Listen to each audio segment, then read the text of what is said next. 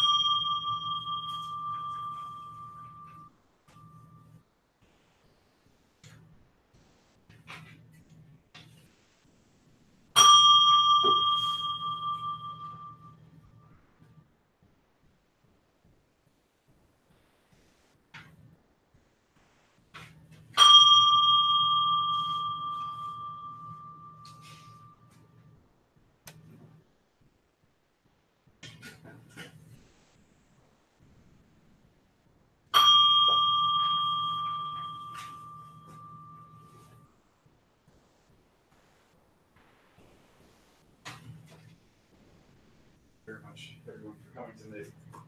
Wonderful to see everyone. This is our first service of the new year, and traditionally, in any dojo, in the place of the way, this would be considered the Shinen, which is the first practice of the new year.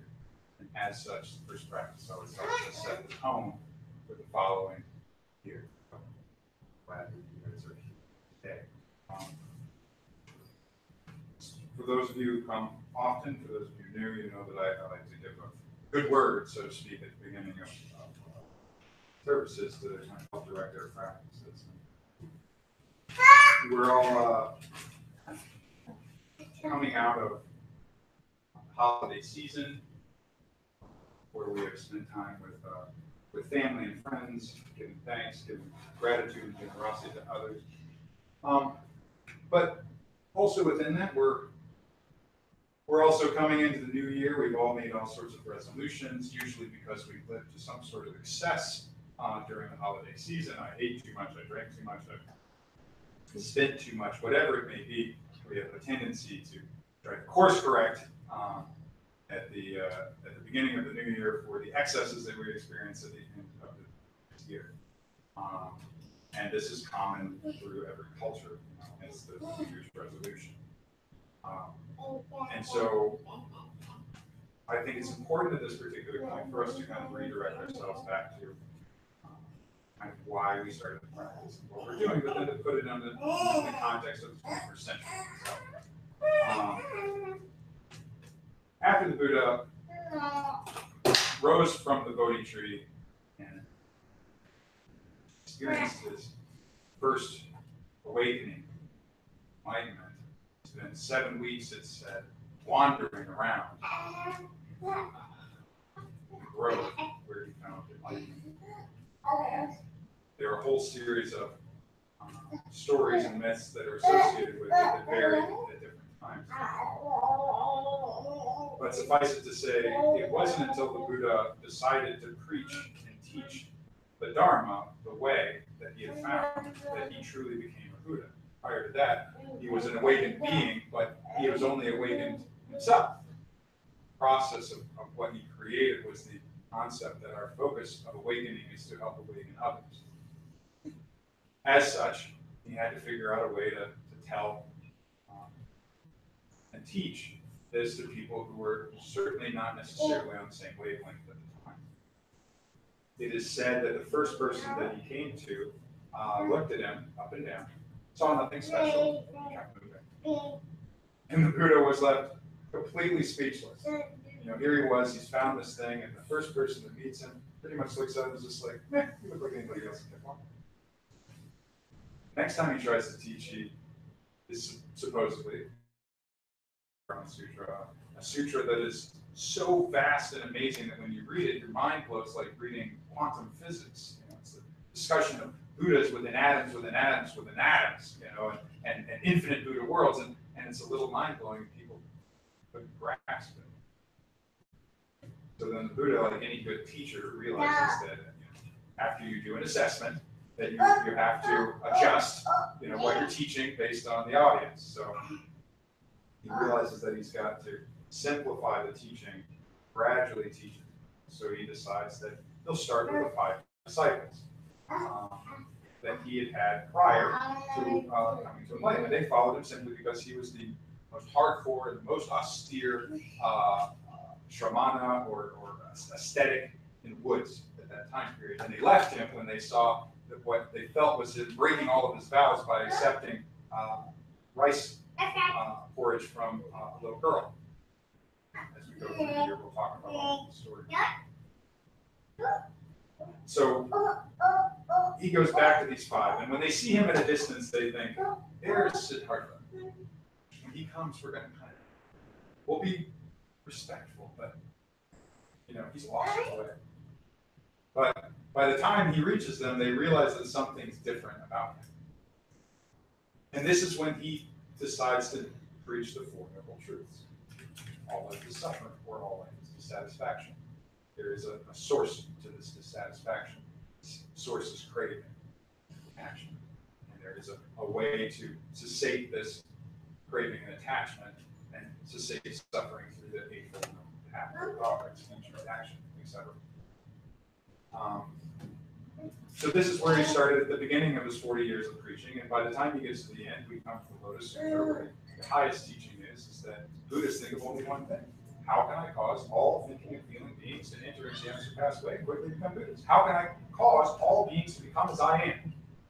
That's all a Buddha ever thinks about, according to the Lotus Sutra. But how do we differentiate this teaching for us in the 21st century? Just coming out of a really successful Christmas, we're all living in fairly opulent lives.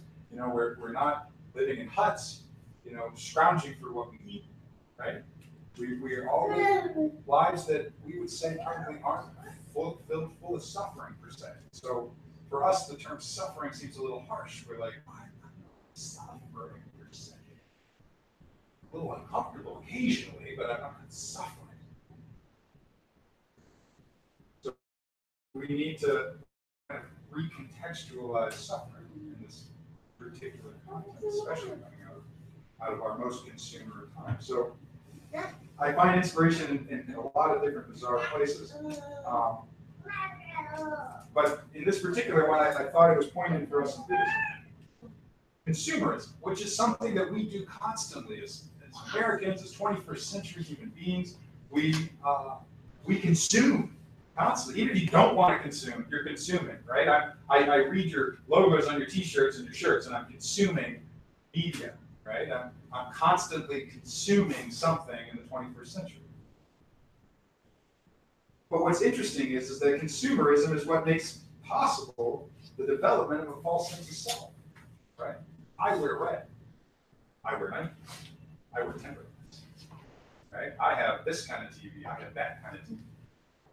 I go to this place. I don't go to that place. I shop at Trader Joe's. I don't shop at Wegmans. I shop at Price Right. I'm not a Wegmans person.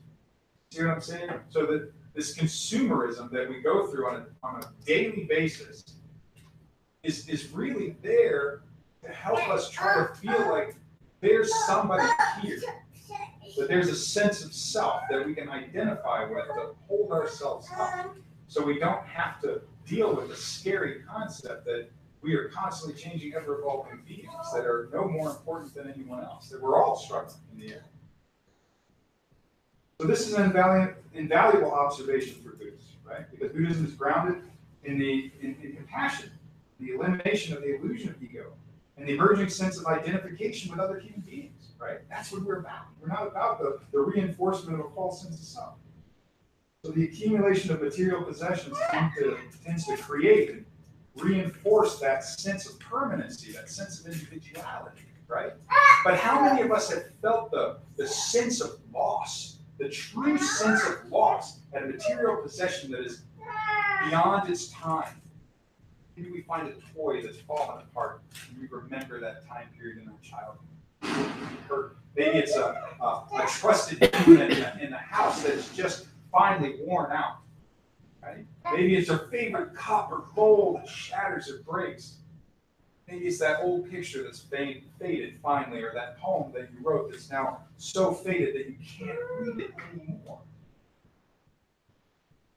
So we have this sense of loss because now this material thing that gave us this sense of permanency and individuality is gone. I felt it over possessions that were my great-grandmothers and my grandmothers, Christmas items and things of year that are lost or gone or broken or faded. Our possessions are the means by which we create and maintain and delineate self from other selves. My car, my house, my music collection. But the reality is that the impermanence of these things mean that one possession is never good enough to satisfy or satiate our eventual sense of unsatisfactoriness. I need a new iPod. This one's full. I need a new phone. This one doesn't have enough memory. This one can't work this app that I need to have, right? So there's this constant sense that we need to have the next thing, right? The next iPhone, the next set of Jordans, the next shirt, the next car, the next job, the next thing. These are all come from our sense of unsatisfactoriness. If I put you in a room with everything that you love, you're still going to find it at some point a little bored. You're going to be like, man, I wish I had this thing that's not currently in this room. Even though I love all the stuff in this room, I'd really like to have something that's no longer in this room. Like that thing over there. Even if it's something maybe we didn't like before, or someone we didn't like before. Right? Doesn't matter what it is. The grass is always greener on the other side of that fence, or the other side of that door, outside that window, or outside of ourselves. Thus, consumerism generates not only an erroneous sense of self, but one that needs to be constantly propped up with endless procession of self-reinforcing possessions. We constantly have to lift ourselves up and reinforce ourselves with all sorts of things that don't exist, all sorts of things outside of ourselves. We feel bad one day, we get a new hat, right? New pair of shoes, new socks, new car, new house, new girlfriend, new boyfriend, right? Never taking into account ourselves and the eventual unsatisfactoriness of that new satisfactoriness will come.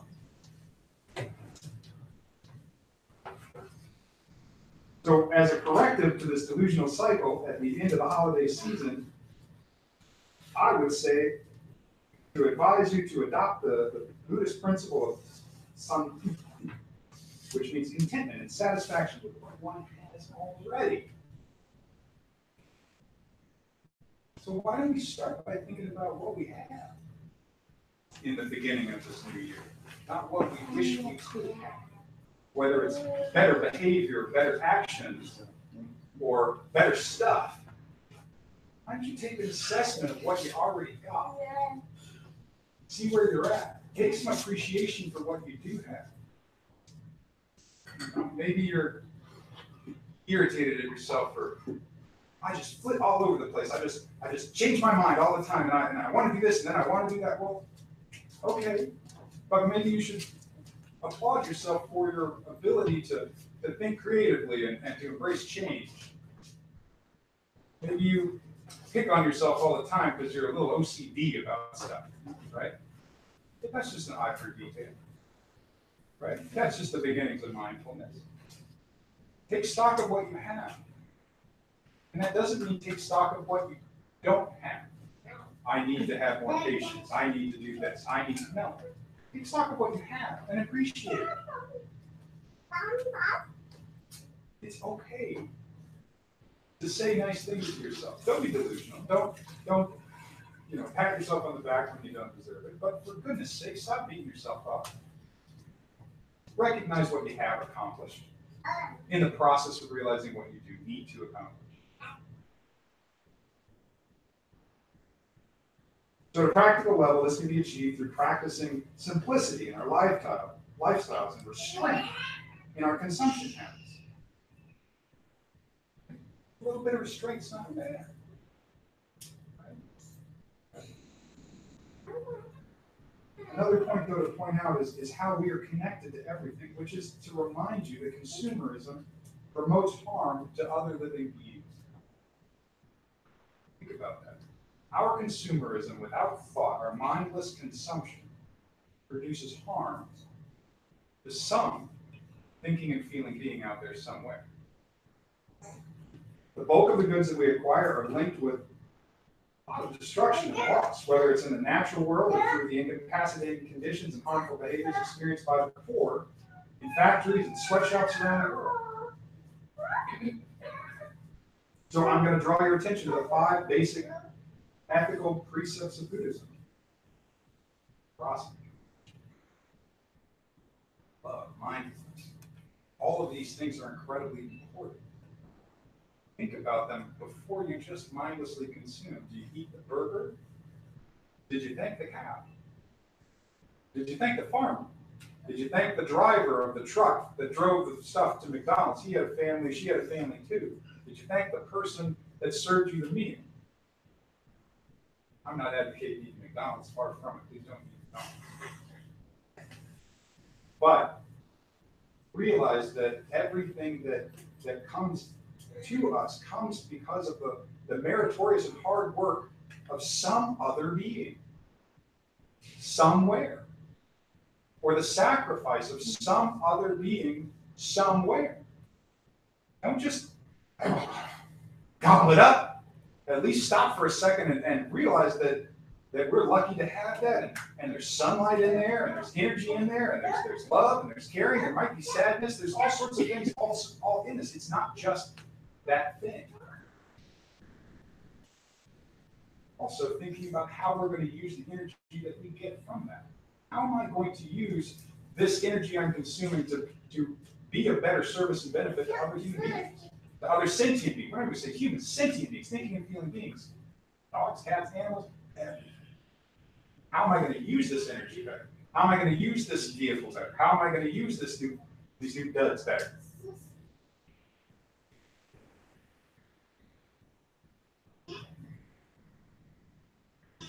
And finally, I would say that consumerism creates desires and attachments and indeed cannot exist without them. If you don't have desire and attachment, consumerism has no control over it. Right? The need to keep consuming, to fill that empty hole that cannot be filled, that gaping hole. Right? That the hungry ghost hole inside of it. Remember, consumer advertising is specifically designed to engage us. At the moment, it connects with our senses. It generates pleasant sensations, which in turn create an endless cycle of craving and grasping. I'm an artist. There's nothing like a good poster. There's nothing like a good ad. Nothing like a good logo, right? To grab you, to get your attention, right? It stimulates us. And this is what Buddhism talks about. It's not that the senses are bad. It's getting attached to the senses. We get attached to pleasure. We get hoarded to pain, right? We love bright colors, or maybe we like dark colors, but we become attached to these things again. Not they are not bad in and of themselves, but we start to think that those things are what define us. I'm someone who wears neutral colors. I'm someone who wears bright colors.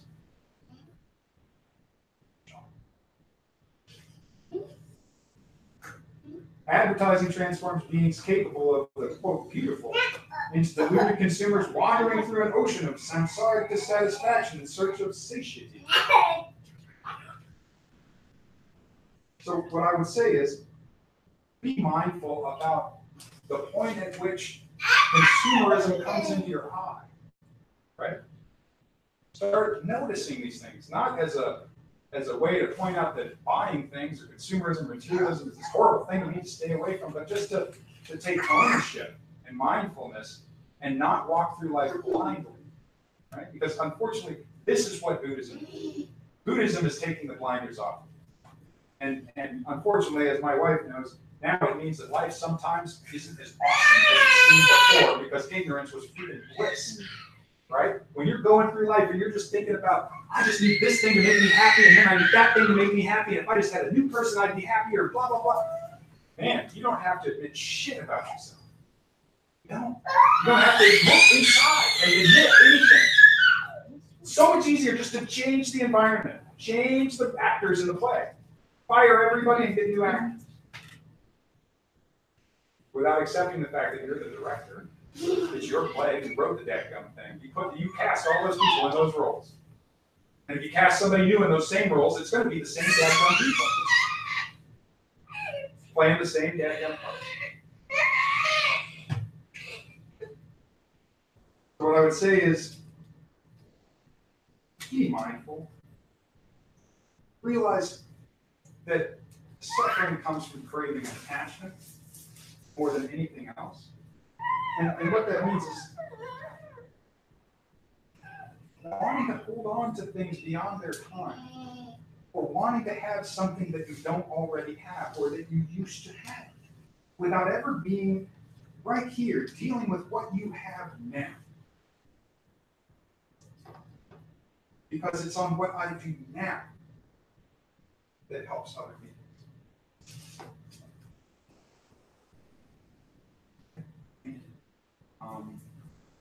We have a lot of things planned for the new year, but we can't do it without your help. We really need more hands on the oars.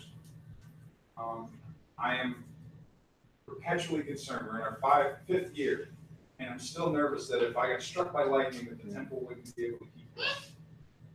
And the point is to train everyone so that every member is a minister, every member can take it. But that means that we all got to take responsibility and onus over this temple. It means we need more people to come and practice, more people to come and clean, more people to come and volunteer, more people to donate. You know, if it wasn't for one or two patrons, we'd be doing this at my house. You know, please realize that. We've gotten very lucky. The Buddha has graced us with wonderful patrons, but those patrons are getting older too. You know, and we all need to step up. And at some point, we have to really show how much we care about the Dharma through more than just a pat on the back. I hate to have to ask for it, but at some point you need help. Doesn't matter if it's money, great. If it's food that you want to donate for our Sundays or bring something for public, please bring it. If it's an idea that you have, this energy that you've got, please get it. You know, but this is the third jewel that you're allowed to experience, that we are allowed to experience. Sangha, community. Those are the three most important things. The three jewels in Buddhism is the Buddha, the example. A man, not a God.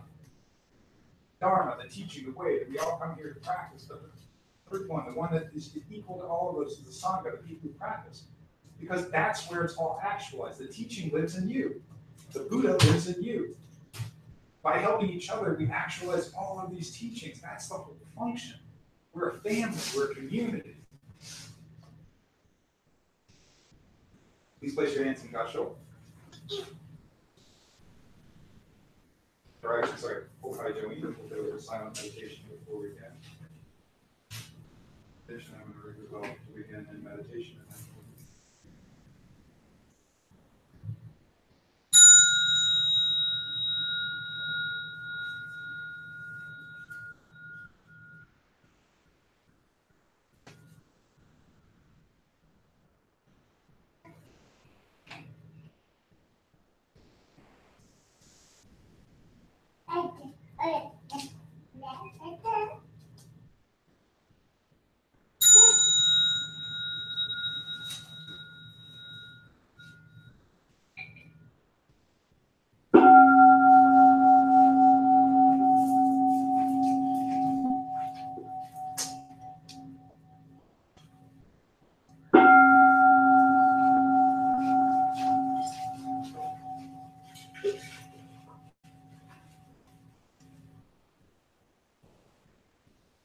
Please turn to page 5.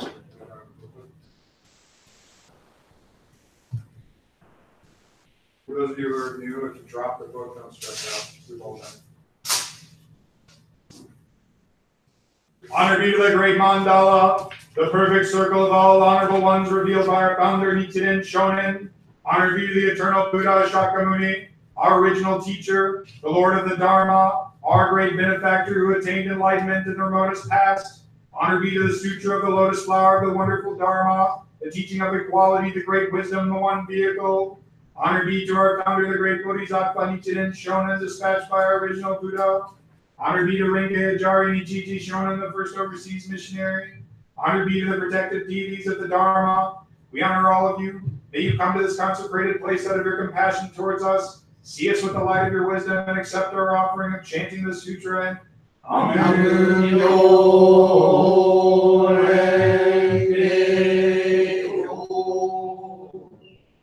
Please turn to verses for opening the sutra. The most profound and wonderful teaching is presented in this sutra. This sutra is difficult to meet even once in thousands and millions of aeons. Now we have been able to see, hear, receive, and keep this sutra. May we understand the most excellent teaching of the Tathagata. The most excellent teaching of the great vehicle is very difficult for us to understand. We shall be able to approach enlightenment when we see, hear, or touch the sutra. Expounded is the Buddha's wisdom, expounded is the Buddha's truth. The letters composing this sutra are the Buddha's manifestation. Just as perfume is caught by something put nearby, so shall we be richly benefited by this sutra, even when we are not aware of being so benefited, because infinite merits are accumulated in this sutra. We can expiate our past transgressions, do good deeds, and attain Buddha by the merits of this sutra. It does not matter whether we are wise or not, or whether we believe the sutra or slander it. This sutra is the most wonderful and most excellent taught by the Buddhas of the past, present, and future. May we meet and receive it, birth after birth, world after world. They will be servicing page 15.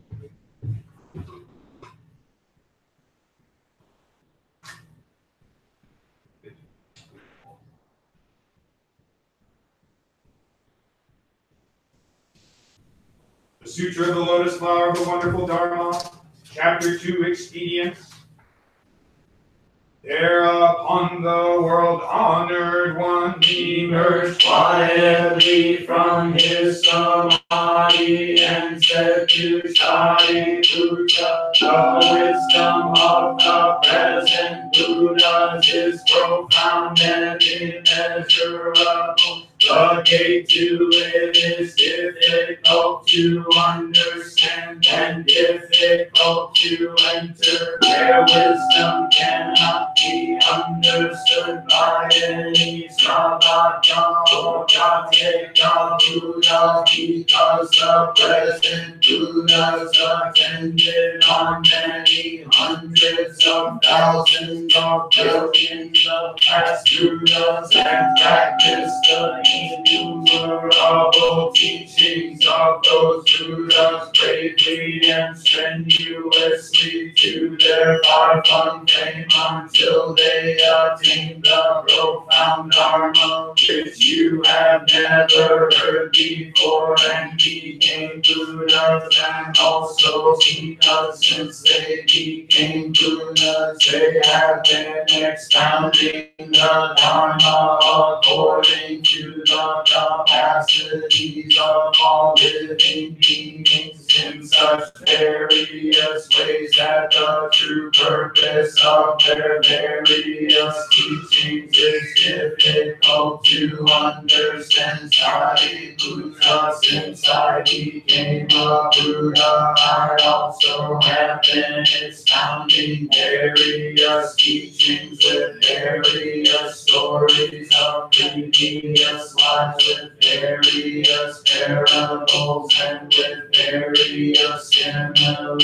I have been leading all living beings with innumerable expedients in order to save them from various attachments, because I have the power to employ expedients and the power to perform the paramita of insight. Sariputta, the inside of the Tathagatas is wide and deep. The Tathagatas have all the states of mind for innumerable living beings, unhindered eloquence, power, fearlessness, dhyana, concentration, emancipations, and samadhi. They enter deep into boundlessness and attain the Dharma which you have never heard before. Sariputta, the Tathagatas divide the Dharma into various teachings and expound those teachings to all living beings so skillfully and with such gentle voices that the living beings are delighted. Sariputta, in short, the Buddhas attain the innumerable teachings which you have never heard before. No more Sariputta will I say, because the Dharma attained by the Buddhas is the highest truth, rare to hear and difficult to understand. Only the Buddhas attain the highest truth, that is the reality of all things in regard to their appearances, as such their natures, as such their entities, as such their powers, as such their activities, as such their primary causes, as such their environmental causes, as such their effects, as such their rewards and retributions, as such and their equality, as such despite these differences. That is the reality of all things in regard to their appearances, as such their natures, as such their entities, as such their powers, as such their activities, as such their primary causes, as such their environmental causes, as such their effects, as such their rewards and retributions, as such and their equality, as such despite these differences. That is the reality of all things in regard to their appearances, as such their natures, as such their entities, as such their powers, as such their activities, as such their primary causes, as such their environmental causes, as such their effects, as such their rewards and retributions, as such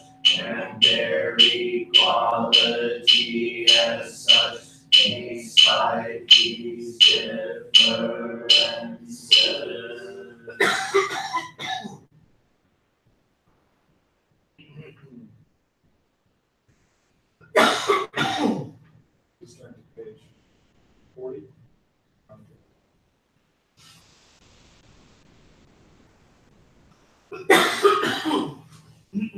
Sutra of the Lotus Flower of the Wonderful Dharma, Chapter 16, the duration of the life of the Tathagata.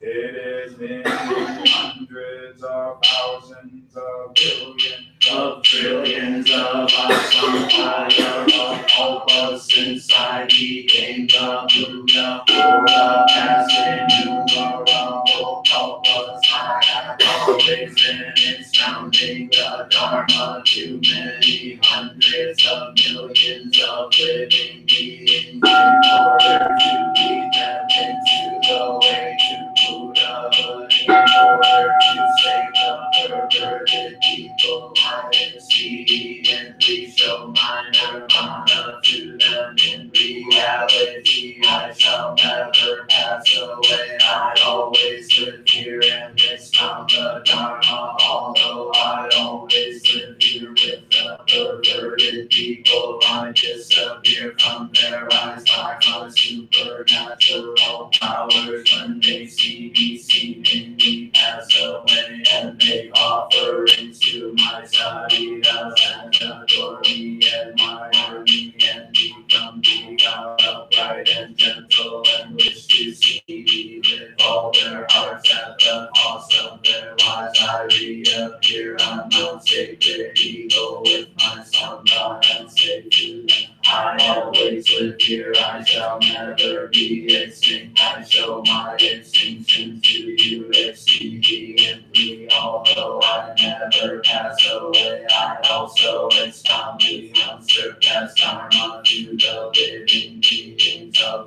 many other worlds. If they respect me, believe me, and wish to see me, you have never heard this, therefore you thought that I passed away. I see the perverted people sinking in an ocean of suffering, therefore I disappear from their eyes and cause them to admire me. When they adore me, I appear and expound the Dharma to them. I can do all this by my supernatural powers. I live on Mount Sacred Eagle and also in the other abodes of Asankaya Kalpas. The perverted people think this world is in a great fire. The end of the kalpa of destruction is coming. In reality, this world of mine is peaceful. It is filled with gods and men. The gardens, forests, and stately buildings are adorned with various treasures, casualties, and many flowers and fruits. The living beings are enjoying themselves, and the gods are beating heavenly drums, making various kinds of music and making wonder out of flowers on the great multitude. And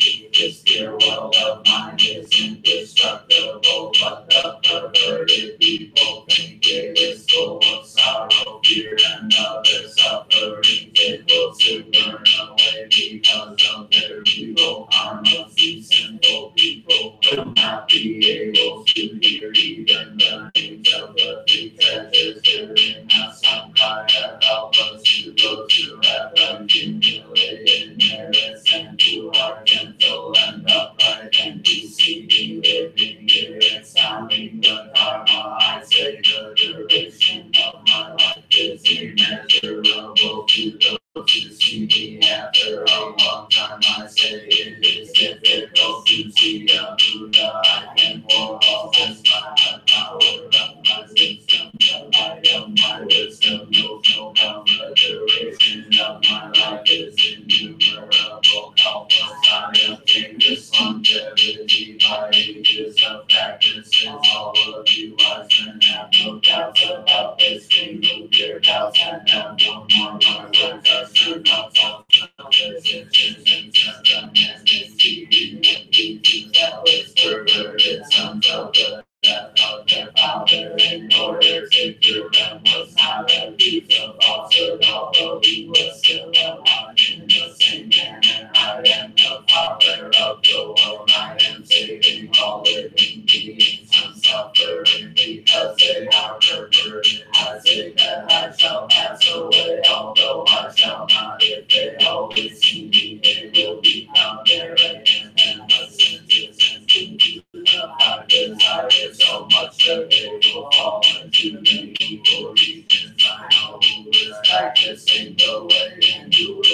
Therefore I have found various teachings to all living beings according to their capacities. I am always thinking, how shall I cause all living beings to enter into the unsurpassed way and quickly become us?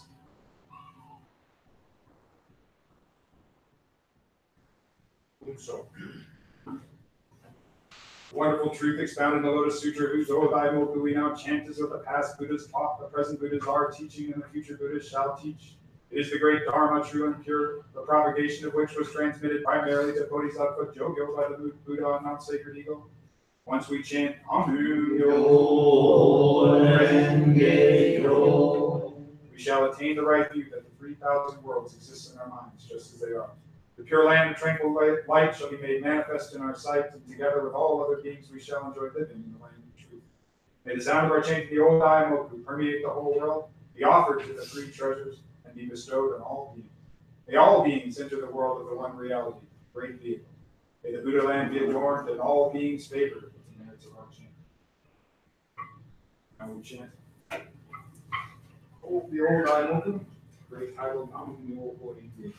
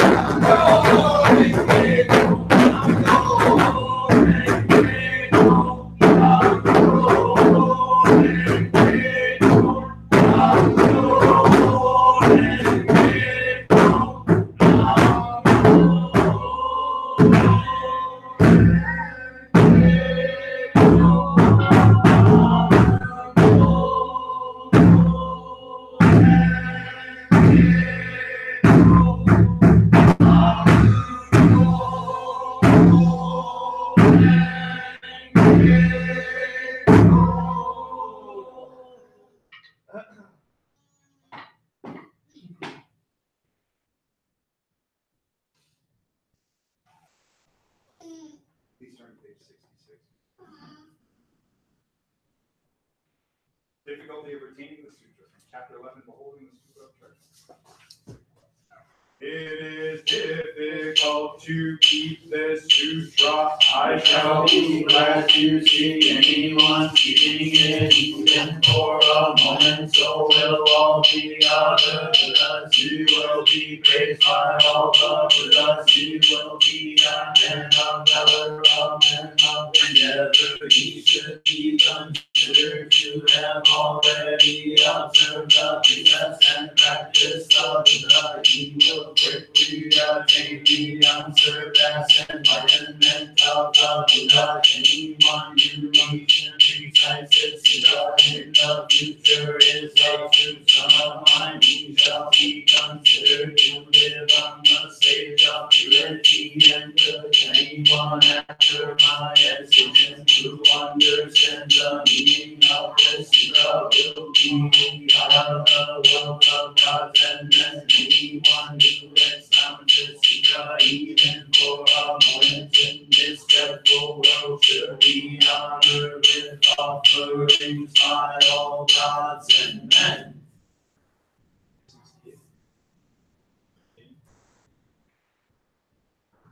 I believe in Lord Buddha's golden chain of love that stretches around the world. I must Keep my link bright and strong.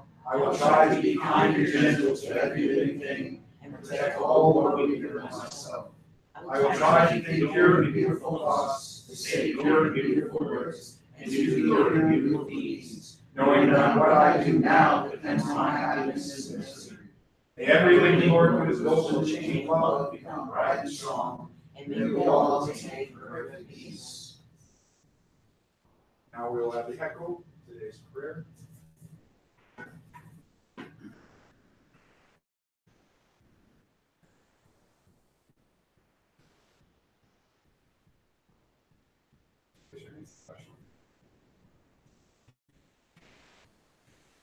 We respectfully dedicate all our merits now gathering to the great benevolent teacher, Shakyamuni, the eternal Buddha, to the supreme teaching, the Lotus Sutra, to the leader of the declining ladder age of the Dharma, our founder, the great Bodhisattva, Nichiren Shona, and the protective deities of the Dharma. May all beings under the heavens and within the four seas live in accordance with the wonderful Dharma. May the wonderful Dharma spread throughout the 10,000 years of the declining ladder age of the Dharma. May we realize this world is the eternal Buddha's purity. May peace permeate all the world and all beings enjoy peace and happiness. May all beings live in safety and live long without misfortune. May the peace and happiness last forever and all beings be prosperous. We pray that all beings awaken to the true nature of reality, which is the Buddha Dharma. May all beings of all realms be helped equally, overcome suffering, gain the happiness of blissful liberation through the merits of following the teachings of the Lotus Sutra. We pray for the spirits of our ancestors and for all the spirits of the universe. We especially pray for those currently in sickness and distress, Gail Bull and Barbara Hardwick. Right.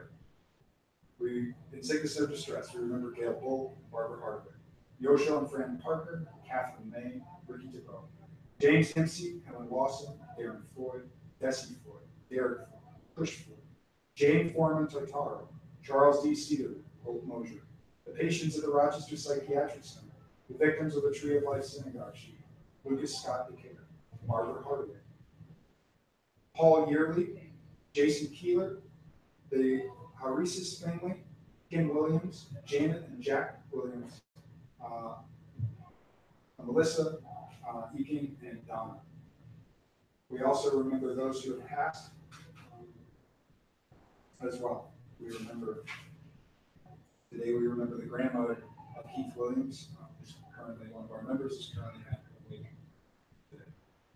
We remember the Hardaway family, the Kroll and Crane families, the Winter and Sparks families, the Valentin family, Jack Parker, Bigelow and Johnson families, the Schoaf and DeVoe families, the Newski and Krasnowski family, Daniel Mayer and Cheryl Cushman, the Fay family, the Rebus family, Kazuko Jordan, the Cedarman and Kobayashi family, the Morrissey family, Jordan family, the Bob family, the Kazmarsky family, the Knopf family, James Conklin and Sugio Suzuki, Dennis Sullivan and Terry Paglin, Bill Mears Sensei and Mark Sensei, Errol Scott, Linda Williams, Aunt Barbara, Michael Maffei, David Spence, the Adams family, all those who have none to pray for them, as well as Marie Shin, Jesse Rogers, Thomasina Jones, John Coltrane, Louis Lugo, Anthony Frosino, John Peterson Holken, and Brent Holken II.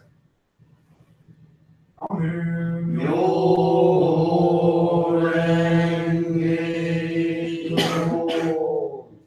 May we purify our minds, limit our desires, learn to be content, feel free to experience the quiet, unassuming joys of life, and learn to abandon all attachments from it.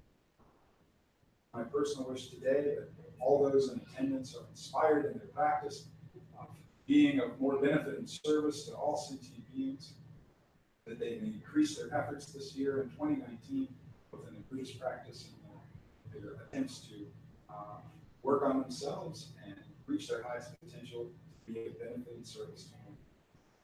With this prayer, we endeavor to increase our understanding and appreciation of what others have given and contributed to us, to develop constant, mindful consideration of how our thoughts and our actions will beneficially contribute to others. Amen.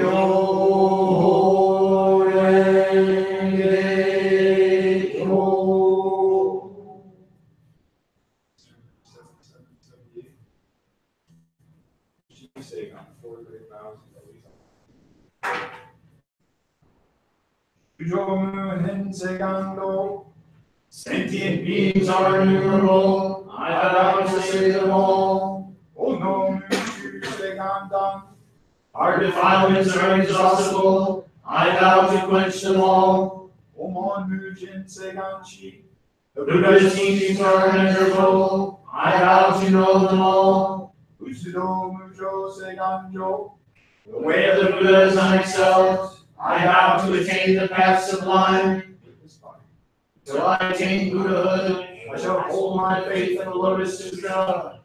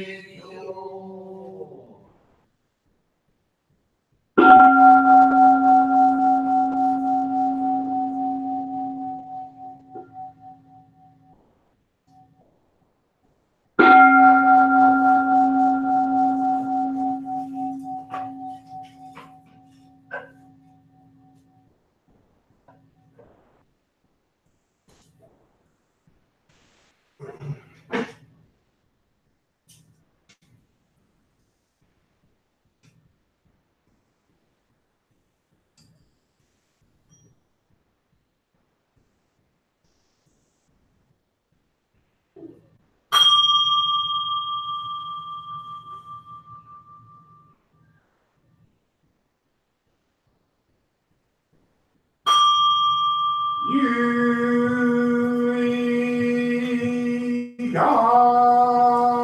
show.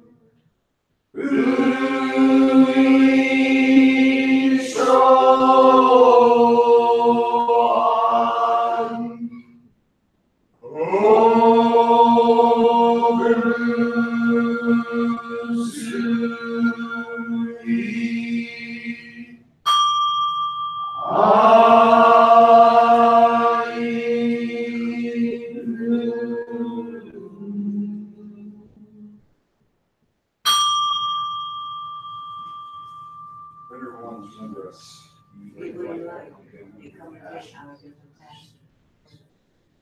Place your hands and hold Kaijun, cosmic realm of the trust. We will end as we began with salutation. Thank you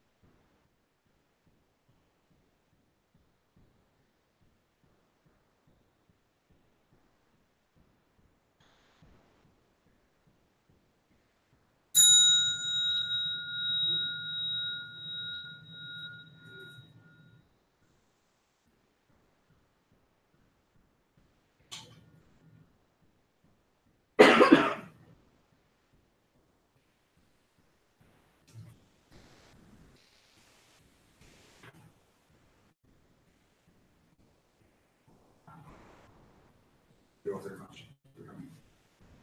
We have lunch, and for those of you who take our Sunday pictures together, we would love to have. We have a community chiropractic that should be around noon or a little after. Dr. Keeler will be. Thank you for your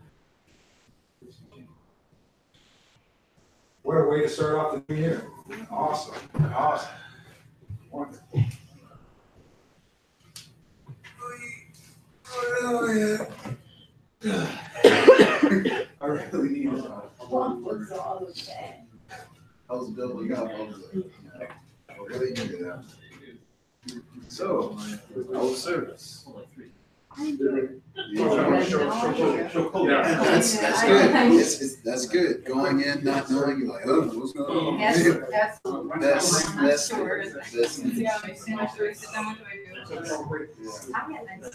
To,